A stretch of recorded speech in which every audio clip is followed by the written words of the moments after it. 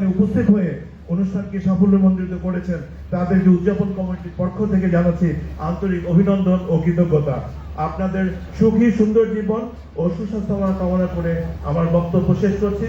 ধন্যবাদ। বাংলাদেশ জিন্দাবাদ। বক্তব্য দিতে আহ্বান করছি ডাক্তার মোহাম্মদ আবুল খায়ের, কোষাধ্যক্ষ যুগপূর্তি উদযাপন কমিটি।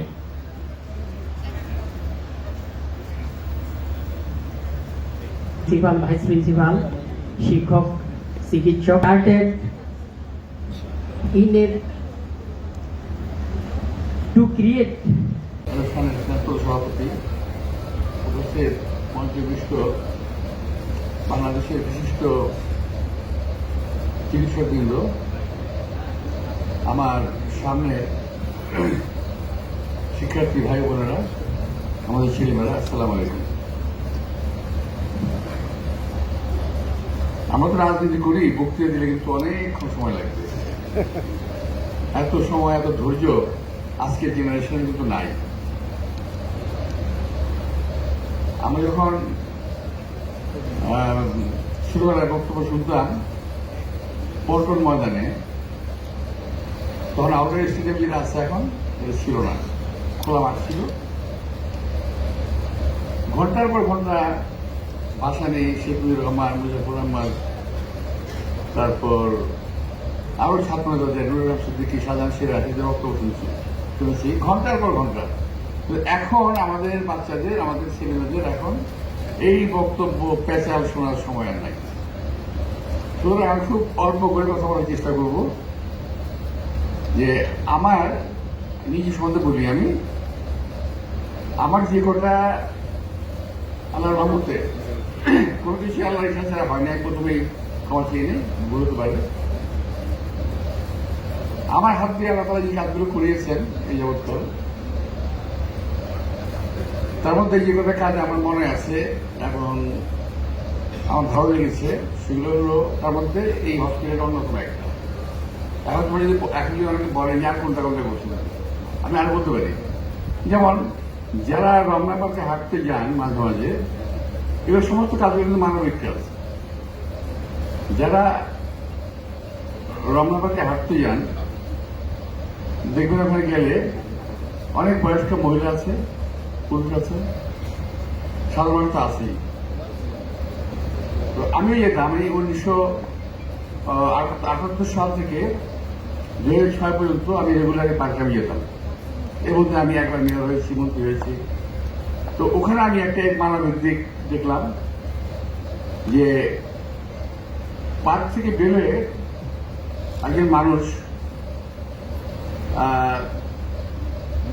যে তার প্রাকৃতিক প্রয়োজন সারার জন্য খুব দ্রুত চলে যাচ্ছে মনে হলো আমার কাছে, এবং সে ঠিক রাস্তার মাঝেই তার কাপড় চোপড় নষ্ট হয়ে গেল। আমি দেখলাম এটা আমরা পার্ক থেকে বেরোনোর পর গেটের সামনে, খুব মানে দাগ কাটলো, খুব সিরিয়াস অবস্থা। তখন আমি ওই রমনা পার্কে 4টি বাথরুম করে দিয়েছিলাম। আপনারা যারা যান, কেউ জানে না এটা, আমি আজকে আপনাদের বলছি, যারা যান দেখবেন আমি ঠিকানা বলে দিই। একটা হলো শেয়ারডনের গেটের, শেয়ারডন হোটেলের সামনে ভিতর ওই সেক্টরে, আরেকটা হলো বটমুড়ি যেটা আছে একদম বটগাছের সামনে, আরেকটা হলো কর্নারে ওই সাইডে দক্ষিণ দিকে। আর শেড করেছি যাতে বৃষ্টিতে কেউ না ভিজে যায়। আমরা বাড়িতে কিন্তু কোনো শেড ছিল না, শেড, বসার চেয়ার, টুল, ওগুলো আমি করে দিয়েছিলাম। উনি বলে গেছেন যে ন্যায় মানবিক কারণে। আমি সুযোগ খুঁজছিলাম যে এই হসপিটালে কিভাবে একটা হসপিটাল করা যায়, কোথায় করা যায়, জায়গা নাই, টাকা নাই, কে দেবে। হঠাৎ আমাকে কোনো কারণে আমি স্বাস্থ্য মন্ত্রণালয়ে গেলাম। ডাক্তার খুন্দরা মোশাররফ সাহেব তখন স্বাস্থ্যমন্ত্রী, উনি বলেন আপনার ঢাকা শহরে তখন 4টা হসপিটাল করতে হবে, জায়গা পাচ্ছি না, তুমি তো ভাইস মিনিস্টার, এগুলো খুঁজে দাও। তখন আমি এই সুযোগটা হাতছাড়া করি নাই। আমি দেখলাম যে আলাদা সুযোগ দিয়েছে, এটা ব্যবহার করার প্রয়োজন। আমার মনে পড়ে গেল ওই মহিলার কথা, যে মহিলা বাচ্চা প্রসব করেছে। আমার মনে পড়ে গেল ওই রেলগেটের কথা, যে রেলগেট ক্রস করে অনেক মুমূর্ষ লোক তার রেলগেটে যেতে পারেনি, রাস্তায় তারা মারা গেছে। এবং এই বড় রাস্তার উপরে রেলগেট জ্যামের মধ্যে পড়ে হার্ট অ্যাটাকের অনেক পেশেন্ট মারা গেছে। সমস্ত খবর আমার কাছে ছিল। তো এগুলো মনে করে আমি আর এই সুযোগটা ছাড়ি নাই। আমি দেখলাম যে আমাকে এই জায়গায় এই সুযোগটা নিতে হবে, তারপরে স্যার আমার এলাকা একটা করতে হবে চারটার মধ্যে। কোথায় হবে? এখানে তো সবাই মিলে তো ভীষণভাবে প্রতিবাদ প্রতিরোধ অনেক কিছু, যে এখানে করা যাবে না, খেয়াল করা যাবে না, এটা করা যাবে না, সেটা বহু কিছু করা যাবে না, অনেক টাকা খরচা হবে। কিন্তু আমি দেশনেত্রী বেগম খালেদা জিয়াকে বলে আমি এখানে করতে তৎকালীন কর্মকর্তাকে বাধ্য করেছিলাম। তো এখানে প্রচুর মাটি ঘরের এই ঝিলটা শুধু ঝিল না, অনেক বড় ঝিল ছিল, মুখটা ওই শেষ মাথা পর্যন্ত বড় ঝিল ছিল। আমি প্ল্যান করেছিলাম যে এটাকে ঝিলটা ভরাট করে হসপিটাল হবে, তারপর খেলার একটা মাঠ হবে, একটা না দুটা মাঠ হবে, ক্রিকেট এবং ফুটবল, এই ধরনের চিন্তা ভাবনা করেছিলাম। তারপরে হসপিটালটা হয়।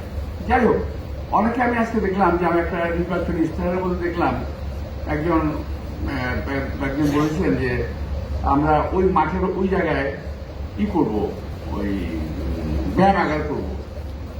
আর একজন তো স্কুল করেই ফেলেছে।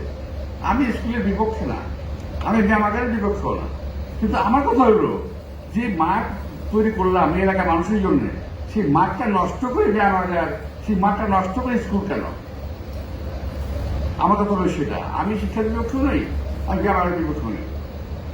তো প্রিয় ভাইরা, আমি যে আমার যে হাসপাতালের কথা বলছিলাম, আমি হাসপাতালে যারা এখন আছেন, যারা আয়োজন করেছেন, তাদেরকে আমি আন্তরিক ধন্যবাদ জানাচ্ছি।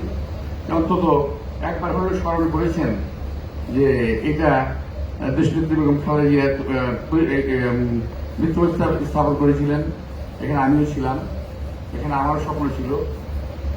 আর আমার খুব ভালো লেগেছে, আমি যখন ভিতরে ঢুকি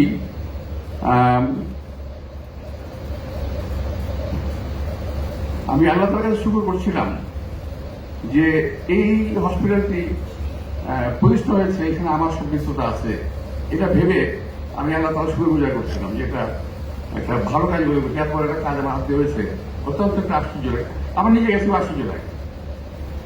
দুর্ভাগ্য কি জানেন, এই হাসপাতাল বহু আগে চালু হওয়ার কথা, এখন হাসপাতাল চালু হবে, কিন্তু ওই সময় সমস্ত কিছু ম্যান পাওয়ার সব প্রস্তুত দেওয়া হয়েছে, কিন্তু হাসপাতাল চালু হচ্ছে না।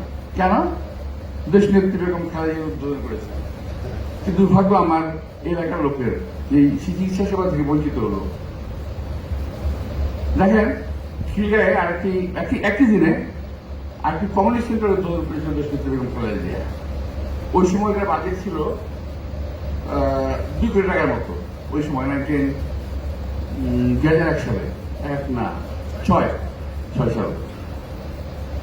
সেই কমিউনিটি অত্যন্ত আধুনিক, এমনকি এখন যদি করতে যায় হসপিটালটা,